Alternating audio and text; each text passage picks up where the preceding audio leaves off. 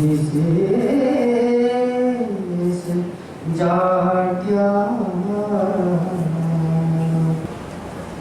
आप सभी को पता है कि कोरबा में ये विश्व मंगल आध्यात्मिक मेला जो इस संस्था के द्वारा लगाया गया है, तो ये सोचा गया कि इस मेले के दौरान अलग अलग वर्ग के प्रबुद्ध बुद्धिजीवी लोगों को बुला करके परिचर्चा की जाए और उस परिचर्चा में सबसे पहला वर्ग रखा गया शिक्षक वर्ग। हाँ, जरूर ताली बजाइए, क्योंकि बचपन से ही और पूरे जीवन पर्यंत मरने तक, आखिरी श्वास तक शिक्षा का महत्व होता है। शिक्षा की शुरुआत माँ के गर्भ में जब बच्चा होता है तब से ही शुरू हो जाती है। तब से ही नैतिकता के संचार की आवश्यकता होती है। हम सभी ने अभिमन्यु का सुना हुआ है कि उसने माँ के गर्भ में चक्रव्यूह के अंदर कैसे जाना है ये तो सुना था, लेकिन चक्रव्यूह से निकलना कैसे है वो नहीं सुन पाया। ऐसी बहुत सारी कथाएं, उदाहरण शिक्षा के क्षेत्र में हम सभी सुनते रहते हैं और खास शिक्षकों को सम्मानित करने के लिए साल में 5 सितंबर वो दिवस भी, शिक्षक दिवस भी मनाया जाता है। शिक्षा किसी भी उम्र में प्राप्त की जा सकती है। शिक्षा प्राप्त करने के लिए स्कूली शिक्षा, कॉलेज की शिक्षा, उसके लिए एक उम्र का पड़ाव होता है, लेकिन नैतिकता की शिक्षा कभी भी प्राप्त की जा सकती है। आज के इस कार्यक्रम में आए हुए सभी अतिथिगण और शिक्षक शिक्षिकाओं, आप सभी का तहे दिल से अभिनंदन और स्वागत। और दो लाइन गीत के माध्यम से मैं आप सभी का स्वागत और अभिनंदन करना चाहूँगी। अपनी खुशी का किस तरह इज़हार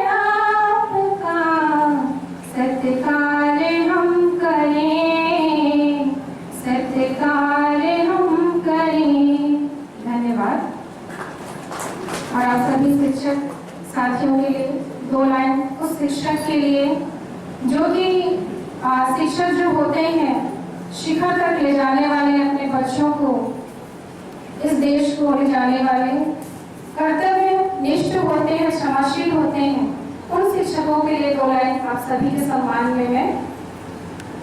हम शिक्षक हैं, हम शिक्षा की तस्वीर बदल देंगे, भारत के बच्चों की हम तकदीर बदल देंगे। हम शिक्षक हैं, हम शिक्षा की तस्वीर बदल देंगे। हम ही विश्वामित्र बने और हम ही गुरु वशिष्ठ बने, हम ही गांधी अनसुईया और हम ही गौ चाणक्य बने। हम भी किसी से कम तो नहीं, इतिहास बदल देंगे। हम शिक्षक हैं, हम शिक्षा की तस्वीर बदल देंगे। हम शिक्षक हैं, हम शिक्षा की तस्वीर बदल देंगे। भारत के बच्चों की हम तकदीर बदल देंगे। हम शिक्षक हैं, हम शिक्षा की तस्वीर बदल देंगे। हम शिक्षक हैं, हम शिक्षा की तस्वीर बदल देंगे। धन्यवाद। ओम शांति। मंच में उपस्थित सभी गुरुजन, अतिथिगण, आप सबको मेरा प्रणाम। मैं बिना विश्वास आज मैं यहाँ पर आके ब्रह्म कुमारी संस्था ने मुझे यहाँ बुलाकर सम्मान किया, उसके लिए मैं सबको धन्यवाद देती हूँ। और इस मंच में मैंने सबसे पहले मुझे नहीं आते हुए पता चला कि मुझे उस प्रोग्राम ये नहीं, फिर भी अपने लाइफ का जो नैतिकता का जो है वो मैं आपको थोड़ा शेयर करूँगी। जैसे कि आज का जो समाज है, आज का जो समाज में पूरा पहले जैसे हम लोग हमें पुत्र से हम लोग अपनी नैतिकता सीखते थे, घर से अपने माँ बाप से हमारे संस्कार जो भी हम सीखते थे उसी को हम लोग अपने लाइफ में इम्प्लीमेंट करते थे। और आज का ज़माना जैसे कि जिसको हम कहते हैं मॉडर्न ज़माना, सारे अपने अपनी ज्ञान उपलब्ध हैं। आजकल के जो बच्चे हैं उनको नैतिकता की बहुत ही आवश्यकता है, क्योंकि जैसे कुछ संस्कार, जैसे मुझे यहाँ पे पता चला कि जो ब्रह्म कुमारी क्या जो उनका ज्ञान नहीं है, तो यहाँ मुझे पता चला कि ये राजयोग की शिक्षा दी जाती है। राजयोग मतलब संस्कृति सिखाना, लोगों से कैसे आचरण करना, ये सब की ज्ञान है। जिनकी यहाँ भी मुझे पता चला कि ये राजयोग शिक्षा दी जाती है, क्योंकि मेरे परिवार के जो दीदी है, मेरी दीदी है, हम 2-3 सालों से जुड़े हुए हैं। उन्होंने मुझे कई बार बोला आप चलो, पर मैं उससे इन्वॉल्व नहीं हो पा रही थी। पर मुझे यहाँ आके जो दीदी ने बताया कि राजयोग में यहाँ हम संस्कृति, लोगों से हम कैसे आचार विचार कर सकते हैं, इसका ज्ञान हमको प्राप्त होती है, क्योंकि वो आज के ज़माने में बहुत ही जरूरी है। क्योंकि आजकल के जो बच्चे हैं, आप देखेंगे जिसको हम लोग जनरेशन गैप कहते हैं, है ना, जिससे नए शिक्षा पद्धति में आजकल जो नैतिक जो मॉरल जो स्टडी होती है ना, मॉरल स्टडी की जो एक सब्जेक्ट है उसको भी इन्वॉल्व करने वाले हैं, क्योंकि वो मॉरल जो चीज़ें वो धीरे धीरे चली जा रही है। इसको हम कहते हैं कि हम लोग जितने भी अपने पेरेंट्स को जितने सम्मान देते थे, आजकल आप देखेंगे जैसे कोई आएंगे, पहले आज के ज़माने के बच्चे उनके पैर नहीं छुएंगे, पर हम लोग क्या हमने बचपन से सीखी थी, कोई आता है तो हमको पैर छू के उनको आदर से सम्मान करना है। हमको बोलना पड़ता है अपने बच्चों को कि बेटा वो घर से ही आएगा, माँ बाप को ही पहला जो शिक्षक जो होता है वो माँ बाप ही होते हैं। विषय है आधुनिक शिक्षा में नैतिकता का महत्व समावेश। आज हम सभी जानते हैं जो स्कूल्स की पढ़ाई है वो कितनी ज़्यादा टफ हो चुकी है ना। पेरेंट्स चले जाते हैं जॉब में और बच्चे पढ़ाई में, घर में मोस्टली ताला लगा रहता है, क्योंकि बच्चों की ट्यूशन्स बढ़ती जा रही हैं, कितने कितने सब्जेक्ट्स की ट्यूशन लगी रहती है। लेकिन हमको ये ध्यान देने की आवश्यकता है, कोई भी मनुष्य है, किसी भी एज का है, उसका जीवन एक वृक्ष की तरह है। जैसे एक वृक्ष होता है, उसमें जल और सूर्य की किरणें दोनों की आवश्यकता बराबरी से पड़ती है। यदि हम सूर्य की किरणों को हटा दें, केवल पानी दें तो काम चलेगा नहीं। केवल सूरज के नीचे रख के पानी ना डालें नहीं। लेकिन अभी के समय में ऐसा हो रहा है जैसा कि तुलना करी वृक्ष के साथ, ऐसे आज का जो मनुष्य है उसका जीवन भी दो तरीकों से मिला है। पहला तो आधुनिकता की भी उतनी ही आवश्यकता है। आज जितने भी सब्जेक्ट्स स्कूल कॉलेजेस में पढ़ाए जा रहे हैं, सबकी अपनी अपनी उपयोगिता है। हम किसी को भी नकार नहीं सकते हैं कि ये सब्जेक्ट नहीं पढ़ो तो चलेगा, या फिर इस तरीके से नहीं पढ़ो तो चलेगा, नहीं। सभी की अपनी अपनी उपयोगिता है, लेकिन साथ में नैतिक शिक्षा की भी आवश्यकता है। पहले आप सभी को ध्यान हो, नैतिक शिक्षा एक विषय हुआ करता था, आजकल नहीं है। आजकल यदि रहता भी है तो सेकंड थर्ड क्लास तक बस। पहले उस नैतिक शिक्षा में कहानी के द्वारा बहुत कुछ सुना दिया जाता था। बच्चे यहाँ तक कि घर में आकर के पेरेंट्स को सुनाते थे, उसमें ऐसा ऐसा हुआ, और कहानी कुछ अलग तरीके से या बहुत स्पेशल ज्ञान की हो नहीं, वो जानवरों को लेकर के, लकड़हारे को लेकर के, मूर्ति को लेकर के बहुत सुंदर सुंदर कहानियां बना दी जाती थी, और वो कहानियां रहती भी बहुत रुचिपूर्ण थी। बच्चे बहुत ध्यान से सुनते थे। और शनिवार का दिन, आज शनिवार का दिन है, इससे याद आया, हाफ डे लगता था, है ना, हाफ डे लगता था, और उसमें कहानी किससे ज्यादा चलते थे, और उस कहानियों के द्वारा भी शिक्षा दी जाती थी। लेकिन आज के समय में, आज जो मोरल वैल्यूज की वैसी जरूरत होनी चाहिए वो नहीं रही है। तो हम केवल शिक्षा प्रणाली, टीचर्स को नहीं कह सकते हैं कि उसमें नैतिक शिक्षा सब्जेक्ट डालो तो ही बच्चे पढ़ेंगे, नहीं। आप सभी भी अनुभवी हैं, हम केवल किसी के सुनाने से नहीं सीखते हैं, दूसरों के व्यवहार से सीखते हैं।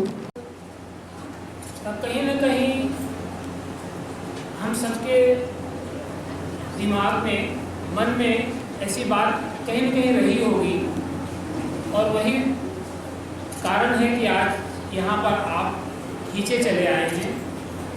और निश्चित रूप से मैं आप सबको साधुवाद देना चाहता हूँ, इसलिए कि आप भाग्यशाली हैं कि यहाँ पर आप इस पूजा पाठ में आप उपस्थित हुए हैं। और मैं बैठे बैठे ये अनुभव भी कर रहा था कि अतिथियों का आना यहाँ पे जारी था, सिलसिला जारी था। इस कार्यक्रम का जो मुख्य उद्देश्य आधुनिक शिक्षा में नैतिकता का समावेश है, और हम लोग जहाँ कहीं पर हों, चाहे हम शिक्षा के क्षेत्र में हो, चाहे अपने किसी भी कार्य क्षेत्र में हो, हम लोग उसको सफल बना सकते हैं। इसके लिए कहीं न कहीं मन में ये बात हमको रखनी होगी, और निश्चित रूप से हम महसूस करते हैं लेकिन उसको कार्य के रूप में क्रियान्वित नहीं कर पा रहे हैं। कुछ ऐसा महसूस खुद में भी होता है, और ऐसा आसपास के वातावरण में भी, चाहे विद्यालय में भी ऐसा दिखता है। तो मैं इस अवसर पर आप सभी से विनम्र आग्रह करूंगा कि ऐसा एक पुनीत कार्य जो एक मानवीय सेवा का भाव लेकर प्रजापिता ब्रह्म कुमारी ईश्वरीय विश्वविद्यालय है, एक तरह से ईश्वरीय संस्थान कहना चाहिए जो है, उसका जो एक बीड़ा जो उन्होंने पूरे देश विदेश में बहुत सारे ऐसे कार्यकर्ता के रूप में लोग उनसे जुड़े हुए हैं, उस संस्थान से जुड़े हुए हैं, वे अपने कार्य में सफल हों। उनका आज का मतलब जो अभी पूजा पाठ में पिछले आने वाले कुछ दिनों में जो सब कुछ लोगों के बीच में प्रस्तुत करना है वह सफल हो, क्योंकि काफ़ी इसमें मेहनत के बाद ये किसी कार्यक्रम को या किसी ऐसी स्थिति जो हम लोगों के समक्ष प्रस्तुत कर सकते हैं उसको एक नया स्वरूप दिया गया है। उनका कहना बिल्कुल सही है। आज भी इस आप और हम देख रहे हैं काफ़ी चेहरे जो बैठे हैं यहाँ पे मेरे परिचित भी हैं, काफ़ी लोगों से मैं मिला भी हुआ हूँ, और मैंने अपने जीवन का सिर्फ एक ही उद्देश्य बनाया है, शिक्षा के नाम से भी, चरित्र के नाम से भी, नैतिकता के नाम से, संस्कार के नाम से, हेल्प टू ईच अदर। अगर ये भावना आपके मन में है तो आप किसी भी क्षेत्र में हमेशा अग्रसर हो सकते हैं।